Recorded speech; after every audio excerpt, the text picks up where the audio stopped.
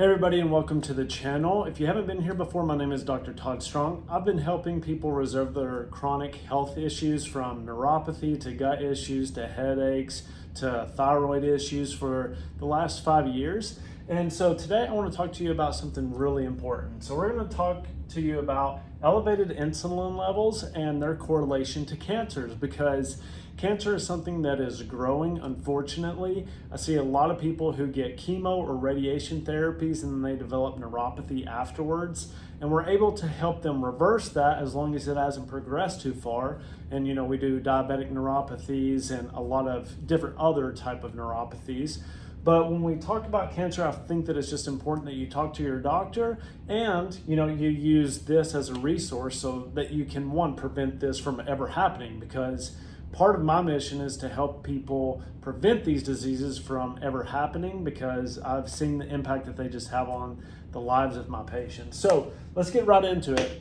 Now, elevated insulin has shown a huge correlation between 7 different types of cancer, which we're going to go over later in this video, so make sure you stay all the way through. And then I'm going to talk about some things that we can do to mitigate our chances of ever having this issue. How do we control insulin levels? This is especially important for my diabetics, for our diabetic neuropathy patients. And I want to give you as much value as I can. I'll also put the resources to these studies below so that if you want to dive in further, you can definitely check it out. But what this whole video is going to talk about is elevated insulin levels and their link to cancer. And why is this such a huge correlation? If we think about the purpose of insulin, it's a growth factor. So that's why you'll see bodybuilders that, they're constantly eating carbohydrates. Insulin causes their muscles to grow because it pushes glucose into the cell, pushes proteins into the cell so that they can grow. So this isn't a bad thing necessarily. However, if it's abused, if you're not working out, if you're not physically active, this is when it can become an issue. Because if you think about what cancer is, it's a growth. And if you're stimulating that and those sugars are going somewhere, then what's going to happen is that you're going to get a growth of a tumor cell, which can look like cancer. So that is why there's such a big correlation between the two. So if you're starting to develop cancer, or if you have cancer, controlling your insulin levels is something that you can monitor to make sure that, one, you're not expediting the growth, and then also to help you prevent from ever developing it. So with this, breast cancer showed that with an increase in insulin levels, that there was a 36 to 41% increase of actually developing breast cancer. So that, one, means if you are a diabetic, that you have, and if you're a woman, then you have a 36 to 41% increased chance of developing breast cancer. And this is something that is growing in our society. My mom was a victim of breast cancer when I was in my teens. Thankfully, she was able to beat it. But I also see a lot of breast cancer survivors here in my clinic as well. So, this is something that you want to really make sure, if you are a diabetic, to really work on your diet and to control your blood sugar so that you're not secreting insulin. And in men, which is very common now, prostate cancer, it showed a 2.55-fold increase in men with elevated levels of insulin. So, this is something I would say probably 1 out of every 5 older men that I see in my clinic have prostate cancer, or they're going through treatment for it. And I can almost guarantee you that a lot of them have unregulated blood sugar levels. They have probably insulin resistance to some degree. They are probably overweight to some degree. And it's something that if you talk to your doctor about the recommended labs, then we can really be preventative with this. And so you have to be active with your health. You can't just be passive. You really have to take control of your health. So I'm going to give you some ways to do that. So some things that you can talk to your doctor about are a fasting insulin level. What you want to see is the normal range. You want to see that between 2 and 5. If you go in, you take your insulin level and it's higher than that, then that is going to put you at a greater risk factor for these cancers that we're talking about. And it's something that you can measure so that you can be more preventative. You can start working on your diet. You can start taking supplements that help control blood sugar levels, that help increase insulin sensitivity so that it's not causing the growth of these tumors. Another one, which obviously is very important, is your A1C. You want this to be between 4.5 and 5.2. I talk to so many patients that they say, yeah, my A1C, it's good, it's 7 or it's 6.5. And just to let you know, I know that may be good for you, because if it was 11 or 12 or 15, then that is good. You've reduced it. However, you still have work to do, especially if you want to mitigate your risk of developing cancer. And you really need to shoot for this level here. You really need to work on controlling those blood sugars. It's not hard. It doesn't mean that you can't ever have a cookie or a piece of cake again. There are just some preventative measures that you need to take in order to make sure that you're not getting these glucose spikes and not getting these insulin spikes. So, these are measures that you want to do. You can ask your doctor to order them on your routine physicals. And if you see them start to creeping up, then start making some dietary changes. I've got some recommendations here, along with some supplements that you can use as well. Now, increased insulin was related to the 7 most common malignancies. So let's go over those and then just talk about the rate of increase or likelihood that you develop those. So colon cancer. Just had a gentleman in here the other day that had to have his bowel resected, and he had a colostomy bag due to colon cancer. And what the studies are showing is that if your insulin levels are off, you had a 17 to 42% higher risk of developing colon cancer. This is huge. So just imagine you are increasing almost by 50% that you're going to get colon cancer. And this is a nasty one, because it can really affect your livelihood. Like I said, he has a colostomy bag that he has to wear forever now. He can't go to the bathroom regularly. And it's, just kind of impacted his daily life. He has to be careful going out. He has to be careful, like something hitting it. So it's something that you need to, really think proactively when it comes to this. Stomach cancer. Now, this one really shocked me. There was a 69 to 101% increased risk of stomach cancer. And this just makes sense. If you're overeating carbohydrates and sugars, then it's going to impact that area the most, because that's the first place that it impacts. But this was really just shocking to me, just seeing that.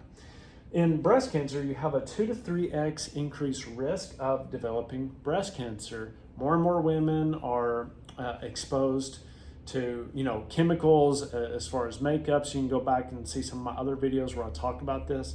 But makeup, handling plastics and receipts with BPA. That's why you see a lot of plastic companies having to put BPA free on them, because it is becoming such a big issue and huge correlation. So, another way that you can make sure to decrease your risk is control your insulin levels. So that's a huge one. Endometrial cancer. This one was surprising as well, because I did have a friend that did have endometrial cancer.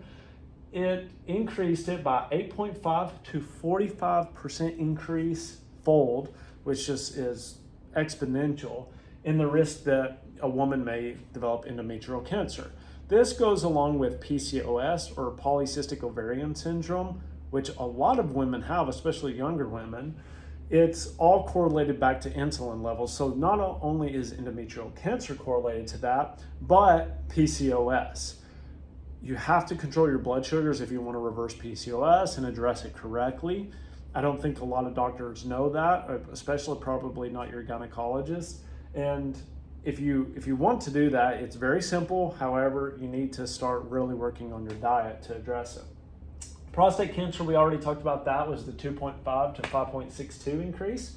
In your liver, it was a 2.4 times increase of developing liver cancer. Your liver processes a lot of sugars, your hormones. Most people have some sort of form of liver toxicity, especially if you have skin issues, psoriasis, eczema, dandruff. Those can indicate that you have a liver problem. If your cholesterol is elevated, if you have digestive issues, all of that points back to liver issues. you need to do what it's recommended for women is you need to do a cleanse at least twice a year to clean out the liver so that you can get the correct biotransformation of your hormones so that they don't turn into carcinogenic forms of estrogen. And then the last one was the brain, which was linked to glioblastomas. So if you know anything about elevated blood sugars and insulin, that Alzheimer's is now called type 3 diabetes. So it's not just cancer that this affects. There are multiple other chronic diseases like neuropathy, like Alzheimer's, that can lead to these issues. So that's why it's even more essential that you need to control your blood sugars and control your insulin. So didn't have enough room on the board, so I'm just going to go over my notes here and just talk about what are some things that you can start doing today in order to, address this? It's not something that you have to change your whole lifestyle. Just take it step by step. So, eating a low glycemic, plant-based Mediterranean diet. If you follow me, you know that I really like 3 diets for 3 different situations. So, carnivore for autoimmune issues, keto for any type of hormonal regulation or weight loss or headaches, and then the Mediterranean diet from a longevity standpoint is shown to be the best. So protein intake from animal sources, it intensifies insulin resistance, and plant-based foods enhance insulin sensitivity. So I know I mentioned carnivore earlier. A lot of the times you have to be careful with certain autoimmune issues to make sure that they don't have a plant sensitivity, a lectin sensitivity. So there are some nuances with that. And like I said, every patient is individual and you have to treat them as an individual rather than just a number. The next thing you can do is prioritize physical activity. Remember, that's going to help push that glucose in and increase your insulin sensitivity. Just 2 to 3 times a week, whether it's walking for 30 minutes or lifting weights, which I really like and tell most of my patients to do. You don't have to, you're not going to build muscle, ladies. It's just to, help with that insulin sensitivity. And also you're going to be able to eat more of your sugary foods and not develop these issues. Then you can also try adding cinnamon to your foods and beverages. That's a great one. Ceylon cinnamon has been a big help for a lot of diabetics in the past. Apple cider vinegar, just taking like half a shot, putting it in your water first thing in the morning. Intermittent fasting. If you have any questions about these, just comment below. Increase your soluble fiber intake, eat more fatty fish like salmon, reduce stress. We all need to do that. Losing weight is a huge one. Like I said, I like keto for that one. And then some supplements that you can use. Resveratrol had a 47% reduction in fasting insulin. That's pretty crazy. And then omega-3s, a 34% reduction in fasting insulin. That's just fish oils, essentially. I like Nordic Naturals. Green tea, a 22% reduction. Ginseng, a 13%. Berberine, I think if you're a diabetic or if you have blood sugar issues, berberine is a must. You need to take it with your meals. Vitamin D, magnesium, alpha-lipoic acid, another great one. Chromium, gymnema. So those are just some. Gymnema is something that can really help with your sugar cravings as well. You can get it in, like a liquid form is typically what I like. It really supports the pancreas. So if you have questions about specific ones, let me know. And then what I'm going to do is I'm going to create a guide for you all with this. It may take me a little bit, but I promise I'll put it on here. And then you can just click that link. You can get the guide that shows you kind of the steps that you need to do and what the supplements were that are the best. And yeah, so if you have any questions, thank you so much for watching. Just comment below. Make sure to follow so you can get more updates on videos like this, and reach out if there's anything that I can do to help. All right, everybody, have a great day. Bye.